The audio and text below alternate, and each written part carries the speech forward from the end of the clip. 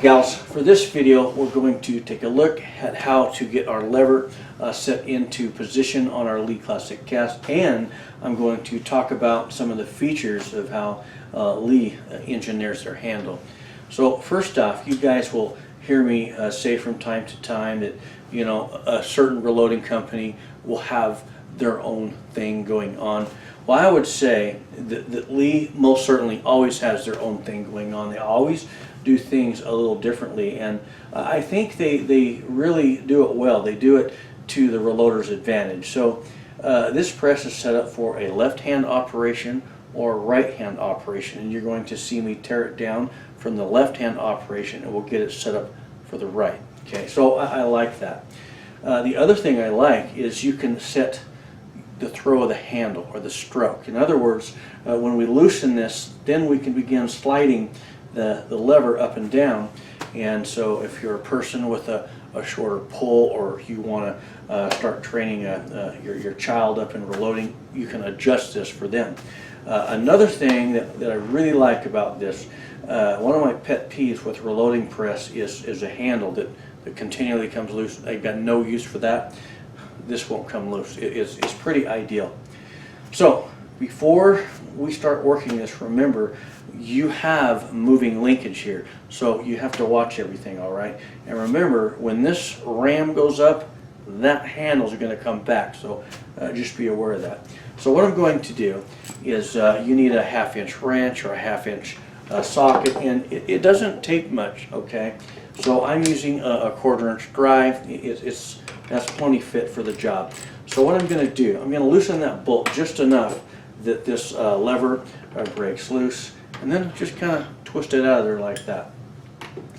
So now this sleeve will slide right off, okay? And then we will unthread our bolt and this piece. I'm not sure what this is called, but you'll figure it out. So now all we do is flip everything around, but remember, if your ram falls like that, just kind of push it up and pull this works out like that, all right? So now we'll take this bolt, slide in from the left like that. We'll take this piece there and just start threading it into position. You don't have to thread it in too far. And then we'll take that sleeve with the notched in facing outward like that. What I'm doing is I'm just adjusting it in for somewhat of a tight fit, but it will still allow me to get the lever into position. So I'm going to place the lever in position. Now, something for you to think about. Once you have your handle up like this, and we have our ram all the way down, you would rather, in my opinion, have the handle a little further forward than a little back. Two reasons. One, once you have your priming arm and your shell holder into place, it's going to automatically rest back anyway, all right? The other reason, you always want to keep the handle as far forward as you can because of people walking by, or if you have tight quarters like I have up here and I'm taking something to the house, I don't want to hit that handle, so just be aware of that. So I'm just going to kind of line everything up to where that's pretty much where I want the handle, right about there.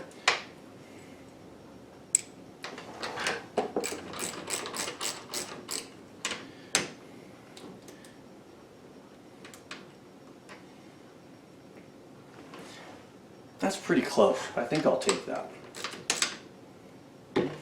Now, once you get it snugged up, you can grab the handle and tighten it down, but you don't need to put a whole lot of torque on that. So this is nice. This thing's a tank. It's built right, and the price, the quality. Here we go. That's awesome, right? So now what do you say we do this? Let's go ahead and get our primer tube set up. So the primer tube, it'll come right off the bottom of the ram. Now remember, okay, when that ram goes up, this is coming down. So grab that ball handle and just run that into the bottom of the ram like that.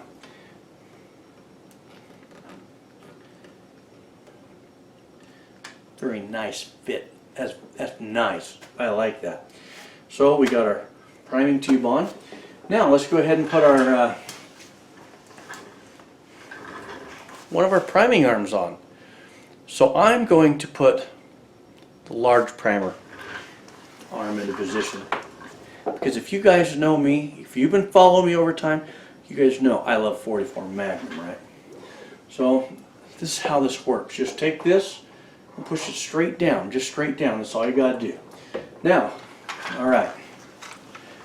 Every reloader should have a pack of the Lee Universal, shell holders, and these are the green. The red ones, the red pack. All right, I'm limited on this. I'm not real familiar with them.